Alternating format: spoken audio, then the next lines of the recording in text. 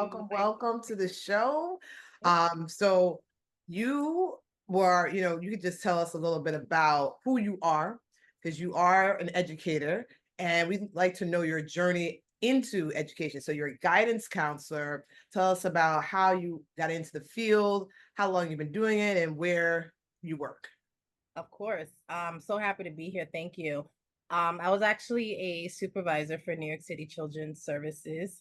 I worked for that agency for 16 years. And while I was with them, I went back to school to earn my degree in education, my master's. And finally, about a year ago, the New York City Public Schools called me to join their team. So I'm actually looking forward to starting my second full year with them next week.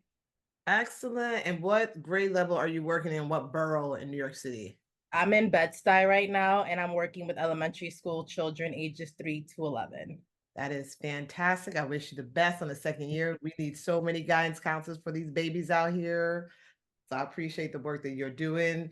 Thank you. I also wanted to say that we actually met at, which is what how most teachers meet at some type of program for teachers, but this was a restorative justice training. So tell us a little bit about that was in the winter time. If you've implemented any of those ideas that we took from the class in that space. Well, it was an excellent, it was definitely an excellent program, excellent facilitation. It was just lovely meeting so many colleagues from different backgrounds. I have been able to implement some of the ideals in my counseling sessions. Unfortunately, due to time constraints, I'm not able to implement them to the full capacity just yet. It was my first full year last year. I'm hoping that this year will be a little bit different with some modification. I'll be able to implement not just the fundamentals and continue practicing them, but actual have sessions with the restorative circles and continue them as a series throughout the year. Absolutely. I mean, that it takes time. So starting Right. fresh this year, I think that's going to be a great start to the school year. And I wish you the best of luck with it. Thank 'Cause you. Thank you. Same to you. thanks. And I'm also want to give a shout out to Maritza and the Morningside Heights program because they're fabulous. They So are amazing. They are amazing. Truly love it. innovative. Yes, absolutely. And I would like to now get into your pet business. So you have experience working with pets for over about 25 years. But Yes. you started your pet business in 2022 and Yes. then established it in 2024. Correct. So you just got into the New York City Public Schools as a guidance counselor. You have a pet business. Talk to us about how this came to be and how you're able to balance this business of pets on a daily basis. I absolutely love it. I mean, you could probably see me glowing right now. I grew up with a lot of different animals. I had chickens growing up. I had, oh my gosh, parrots. My mom still has three parrots, one of which has been part of the family for since 1992. um, I'd grown up just loving animals. And so what started the pet care business was one, I grew up with two dogs. One was a Jack Russell Terrier named Jonas, and then another one was a Rottweiler Pit Bull who was 112 pounds named Genesis. Genesis is the reason why I have an affinity for very large breeds. If you look at my history, you'll see predominantly just large breeds captured in my photographs. So in 2022, I ended up fostering a special needs cat who was in my care because their parent was in a training program. So I fostered this cat for about 5 months. And I absolutely just loved the idea of caring for someone else's pet. And then I thought, well, I can get compensated for this because I didn't just love it. I was really good at it. I really just was meticulous about the detail and quality of the care. So I started working for an app, and then eventually I started branching off on my own. And I would say within a year's time, um, I started with a business mentorship program to help me fully establish it and legitimize it so that by January of 2024, it was a full blown LLC. And now we have community events and photography under the same umbrella of On Hilda's Pet Care Services.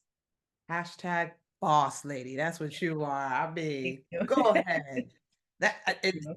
and by the way, your photography for the website and the pets, I would have you take everybody's pet. You make them look like $1,000,000. I Thank you. It's so Thank good. And thank I'm trying to figure out how that I mean, your evolution into this as a business is amazing. And how do you balance that, especially as a guidance counselor in New York City schools? yeah. Yeah. Well, I think of it, I would like for everyone to think of it as the equivalent to raising children. It really does take a village. You need an entire team with you, whether you're an educator and you need the support of your administration and your colleagues, and the parents that you work with. You need the same support when running a business. I run the business with my 19-year-old son, who helps out when he's home from school, because he's also studying, and he's just been a great addition to the business to help with that balance. So while I'm at work or working on other projects, he takes over with the smaller day-to-day responsibilities like the dog walking, picking up and dropping off and things of that nature, while I handle the bigger responsibilities like the bookkeeping, the photography, the community events. Sorry for my camera going everywhere, but Happy was just getting off the bed. um um so like I said, I it really does take a village. I think the biggest challenge with anyone trying to juggle multiple tasks is asking for help. Um, we want to be independent, we want to do so much on our own, but honestly, you really don't have to, and there's no shame in ever asking for help. There's no shame in ever asking for the proper guidance to make sure that you do the best that you possibly can. And no one ever does this alone. No one ever starts a business alone. You need the collaboration of someone else, whether it's alone, whether it's a mentor, teaching you, the fundamentals. It's just essential to really create that balance by first asking for help. Yes, and I think that's an excellent point to make, especially since you've been doing it for, so long, but just, started to be go as a full business, as itself by itself. And then also you have your son, so it's a family business, which is even Is better. And he, I'm sure, is learning so much from you because you're showing him how to be an independent woman and run your own business while Yeah, working a full-time job. yeah, So yeah. And the dogs absolutely love him. I call him, and the cats, I call him the animal whisperer. I mean, they literally just gravitate towards him. And it's just such a beautiful thing. And it really does help with the business to make things flow a little bit more easily, because he has this beautiful, calming Zen energy that the animals absolutely love. I wonder where he got that from. Go Thank ahead, Mama. So you have been doing this and working with dogs and children. You would think maybe there's some transferable skills as far as learning and teaching strategies. So is there something that you take away that you use with the dogs or the animals, I should say, as you do when you're working with students as a guidance counselor? Absolutely. Dogs, cats, animals, children, they all really just want to feel safe and honestly feel like they have a voice. In the animal's perspective, they have a position in your life. So really what they need is structure, they need consistency, they need lots of patience, just like with children, and they need a lot of love, honestly. You continuously show that to children that we're guiding so they can be the best children that they can be and bring out those strengths that they already have. And it's the same thing when working with animals. You show that consistency, and honestly, it'll be the best bond that you could ever ask for. Right. And I can see why your son is so good because you've surrounded, I'm sure, him with animals his whole life. And we all know that when children grow around animals, it does create some type of empathy. So I think Absolutely.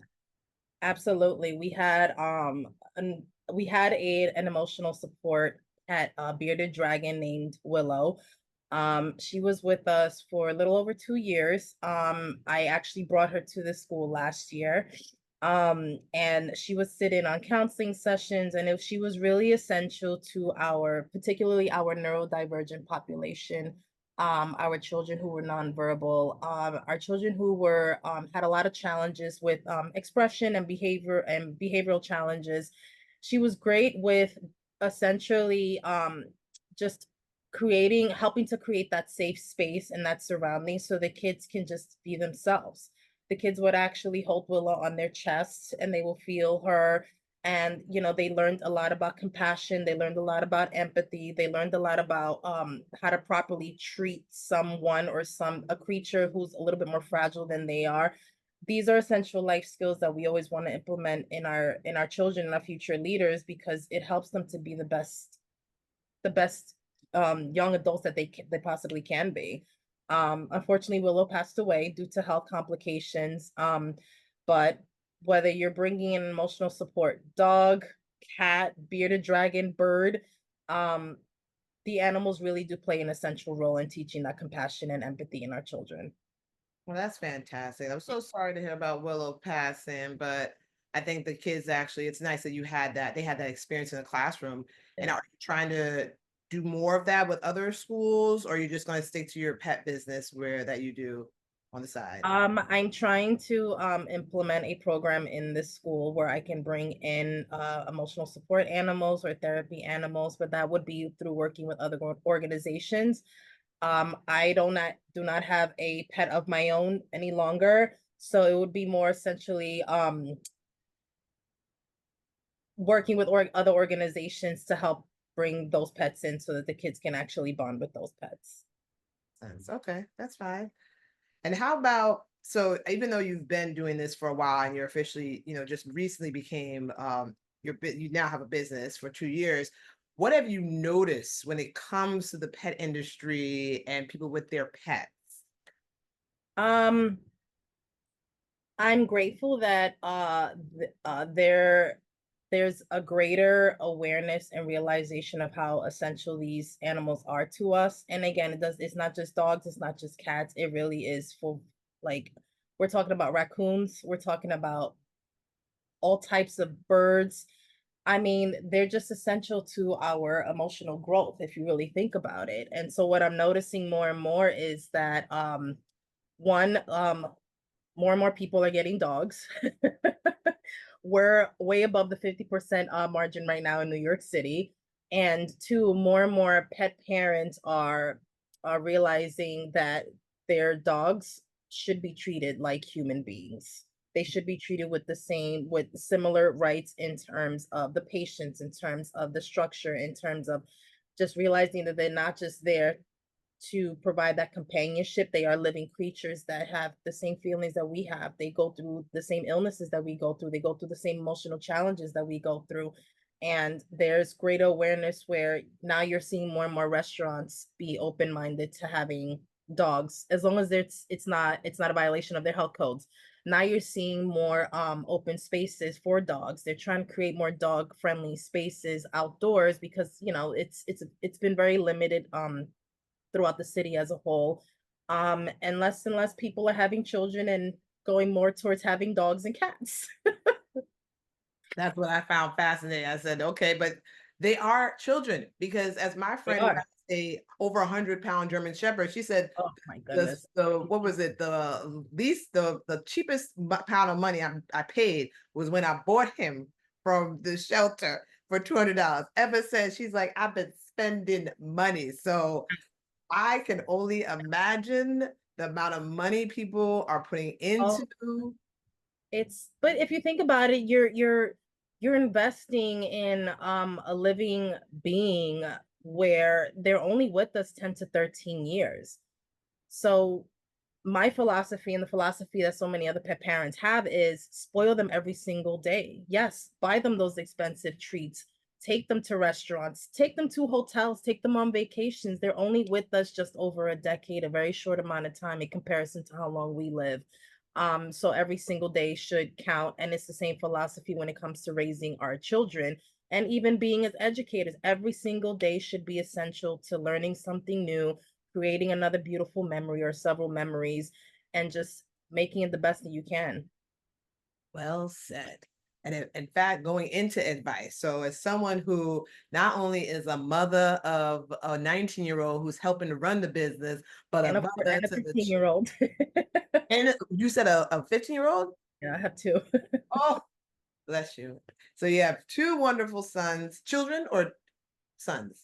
sons. Two sons. Okay, so you have two sons. Then you have your own the children at school. Then you have your animals to take care of. For people who are either educators new to the field or those who are thinking of pursuing a passion project or something, a business that they're into, what advice would you give for them to them in regards to starting this passion project and doing something that they are, are doing on the side to make it legit? I would say definitely pursue that passion. That passion might end up being part of your retirement. That passion might end up being your sole career. Whatever that passion is, definitely pursue it with a full heart. Pursue it with a lot of drive and dedication and lots of organization, but definitely get the support that you need. There's so many organizations out available within New York City that can assist with establishing a business, legitimizing a business at free or low cost, honestly, or even at a sliding scale. There's so many supportive organizations who want to support small business owners and make sure that they succeed and reach their full potential the same way we want for our students to reach their full potential. Ask for help, ask for guidance, um, repeat the same questions over and over again until you finally get it. I am not above repeating myself because I'm a visual learner. If I have to ask the same question 5 times until I get it, I will ask the same question 5 times. So you will get discouraged. You will feel defeated on some days, but don't let that take over the drive that actually got you to where you want to be to begin with. Well said again. Come on with all the advice. Thing. Well, I commend you. I think you are doing a fantastic job. Anybody who decides to, in this day and age, work with other people's children slash animals on the side, when you have to deal with school children and parents and all that during the day, I commend you. It's a lot. Thank That's you. a task and a half, but you are doing it, and I thank you so much for taking the time to be here. So, for people who don't know much about you and would like to find you, put their animals in your care, or work with you, where can they find you online or elsewhere? Online, they can find me at aunthilda.dog, D-O-G, or on social media at aunt_Hilda_. All right. And why Aunt Hilda? Where did that come from? Oh my gosh. So I take care of a Boston Terrier regularly. He is the cutest thing. And this Boston Terrier, I will never say his name. However, he's a boy and he is a chronic humper. And so when he was reaching his third birthday, I wanted to throw him a birthday party and it was a gorgeous celebration. But his father said, "On Hilda is not going to throw you the celebration if you don't stop humping the neighborhood dogs." And so he kept calling me on Hilda, and I just kind of like the way it sounded because I do treat them as if they're my own. I spoil them. I take them on field trips. I mean, I spoil them. And so when he started calling me on Hilda, I noticed that a few other pet parents, when the business is still very new, started calling me on Hilda. So I decided when I legitimized it, you know what? I love the way this sounds. I'm going to stick with it. And so here we are. It came out of a chronic humping Boston Terrier. That should be the beginning of every social media page. If you're looking for a business where your pets will feel secure, come to Aunt Hilda, the former pet dog humper who is now legit. He's such a sweet boy. But he just loves to hunt. He loves the big dogs too. If they're 5 times his size, that's his preference. I love it. That is such a fantastic name. And I would say a compliment to you in the work that you do, how much the dogs and animals and people love you. So appreciate you and thank you so much for this. I wish you the best with Thank you. everything, Thank you so much school for year, having me. Oh business. my gosh. Thank you. Thank you so much for having me. And I wish you everything as well for this upcoming school year. Thank you. Thank you.